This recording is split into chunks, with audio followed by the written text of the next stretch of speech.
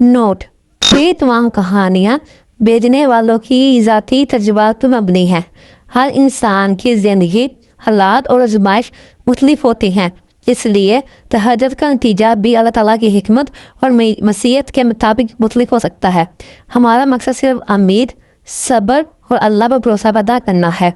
बिस्मिल्लाहिर्रहमानिर्रहीम।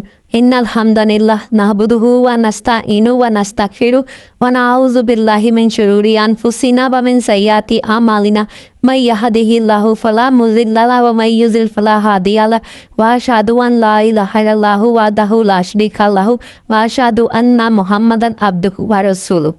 अस्सलामु अलैकुम व रहमतुल्लाहि व बरकातुहू। आज मैं आप सबके साथ 6 ऐसी मुतासरकुन कहानियाँ शेयर करने जा रही हूँ जो मुझे मुख्तलिफ ख़वातीन ने हमारे व्हाट्सएप ग्रुप में भेजी। इन सब का एक ही मुश्तरका पैगाम था कि उन्होंने मुश्किल वक्त में तहज्जुद को अपना सहारा बनाया। कहानी नंबर 1: जब मेरे शौक का कारोबार ख़त्म होने वाला था। अस्सलामु अलैकुम बहन, मैं फैसलाबाद से हूँ। 2 साल पहले मेरे शौक का कपड़ों कारोबार मुसलसल नुकसान में जा रहा था। घर का किराया, बच्चों की फीस और रोज़मर्रा के अखराजात पूरे करना भी मुश्किल हो गए थे। हर रोज़ कोई ना कोई कर्ज लेने वाला दरवाज़ा खटखटाता था। मैं रात भर रोती रहती और सोचती कि शायद हमारी ज़िंदगी कभी नहीं बदलेगी। एक रात मैंने फैसला किया कि शिकायत लोगों से नहीं बल्कि अल्लाह ताला से करूँगी। इसी दिन से मैंने तहज्जुद पढ़ना शुरू कर दी। मैं सिर्फ 2 रकात पढ़ के अल्लाह ताला से यही दुआ करती कि या अल्लाह हमारे लिए हलाल रिज़्क़ के दरवाज़े खोल दे। तकरीबन 1 माह बाद मेरे शौहर को एक बड़ी गारमेंट्स कंपनी से ऑर्डर मिला। फिर आहिस्ता आहिस्ता कारोबार संभलता गया।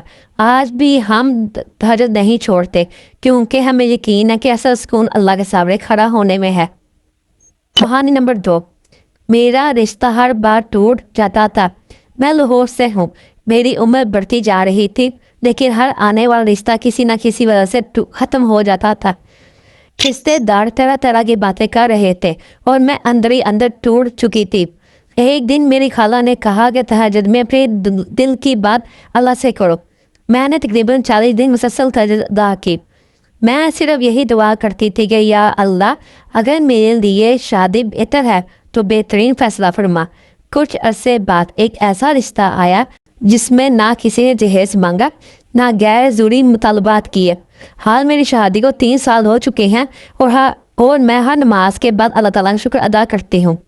कहानी नंबर 3: मेरी सास मुझे हर वक्त ज़लील करती थी। मैं रावलपिंडी से हूँ।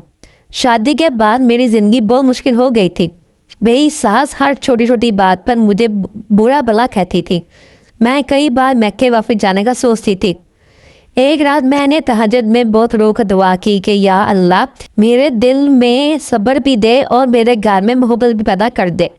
चंद हफ्तों बाद मेरी सास शदीद बीमार हो गई। मैंने दिन रात इनकी खिदमत की। उन्होंने खुद एक दिन मेरा हाथ पकड़कर कहा, बेटी, मैंने तुम्हारे साथ बहुत ज़्यादती की, आओ मुझे भी बेटी कह कर बुलाती हैं। कहानी नंबर 4: मेरी सरकारी नौकरी का ख्वाब पूरा हो गया। मैं मुल्तान से हूँ। मैं कई साल से मुख्तलिफ सरकारी नौकरियों के इम्तहान दे रही थी, लेकिन हर बार नाकाम हो जाती थी। मायूसी इस हद तक बढ़ गई थी कि मैंने फॉर्म भरना भी छोड़ दिया था। फिर मैंने तहज्जुद शुरू की। वो अल्लाह से कहा कि अगर ये मेरे हाथ में बेहतर है तो मेरे लिए आसानी पैदा कर दे। चंद महीनों बाद एक नई असामी निकली। मैंने इम्तहान दिया और इस बार कामयाब हो गई। हाँ, जब भी मैं दफ्तर जाती हूँ तो सबसे पहले अल्लाह का शुक्र अदा करती हूँ कि इसने मुझे इज़्ज़त वाला रिज़्क़ अता किया। कहानी नंबर 5: मेरा बेटा बुरी सोबत में चला गया था। मैं कराची से हूँ। मेरे बेटे की सोबत ख़राब हो गई थी। वो कुछ देर से घर आता, नमाज भी पढ़ना छूट चुका था और मेरी कोई बात नहीं सुनता था। मैं हर रात इसके लिए रोती थी। मैंने तहज्जुद में सिर्फ एक दुआ मांगना शुरू की, या अल्लाह, मेरे बच्चे के दिल को अपनी तरफ फेर दे। तकरीबन 2 माह बाद इसने खुद मदीना जाना शुरू कर दिया। एक दिन इसने मुझे कहा, अम्मी, मुझे नहीं मालूम क्यों, लेकिन मेरा दिल बदल गया है। उस दिन मुझे यकीन हो गया था कि दुआ कभी ज़ाया नहीं होती। कहानी नंबर 6: मैं शदीद डिप्रेशन में थी। मैं पेशावर से हूँ। मेरे वालिद के इंतकाल के बाद मेरी ज़िंदगी जैसे रुक गई थी। हर वक्त रोना आता था, किसी से बात करने का दिल नहीं करता था। मैंने तहज्जुद शुरू की। हर रात अल्लाह से अपने दिल का बोझ बयान करती थी। मेरे हालात एक दिन में नहीं बदले, لیکن آہستہ آہستہ میرے اندر امید واپس آنے لگی. میں نے دوبارہ پڑھائی شروع کی, اپنا آن لائن کام شروع کیا اور زندگی میں آگے بڑھنے لگی. مجھے احساس ہوا کہ بعض اوقات اللہ ہمارے دل کو بدلتا ہے, پھر ہماری زندگی کو بدلتا ہے. اگر آپ بھی کسی آزمائش سے گزر رہے ہیں تو اللہ سے تعلق مضبوط کریں, تہجد کو اپنی زندگی کا حصہ بنائیں اور اس پر صبر کے ساتھ قائم رہیں. لیکن ہمیشہ یاد رکھیں, تہجد کوئی جادو یا فوری نتیجہ دینے والا عمل نہیں. اللہ تعالیٰ ہر دعا سنتا ہے, مگر قبولیت کا وقت اور طریقہ اسی کی کامل حکمت کے مطابق ہوتا ہے. ممکن ہے کہ کسی کی دعا فوراً قبول ہو جائے, کسی کی تخیر سے, اور کسی کے لیے اللہ اس سے بہتر فیصلہ فرما دے. اس لیے تہجد صرف دنیاوی خواہشات کے لیے نہیں بلکہ اللہ کی رضا, قرب اور سکون قلب کے لیے ادا کرے. اگر آپ کو یہ ویڈیو پسند آئی ہو تو اسے ضرور لائک کیجیے گا, اپنے دوستوں کے ساتھ شیئر بھی کیجیے گا.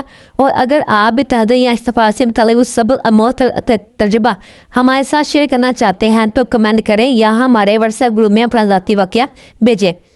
آج کے لیے اتنا ہی. اللہ تعالیٰ ہم سب کو تہجد کی توفیق عطا فرمائے, آمین. السلام علیکم ورحمۃ اللہ وبرکاتہ.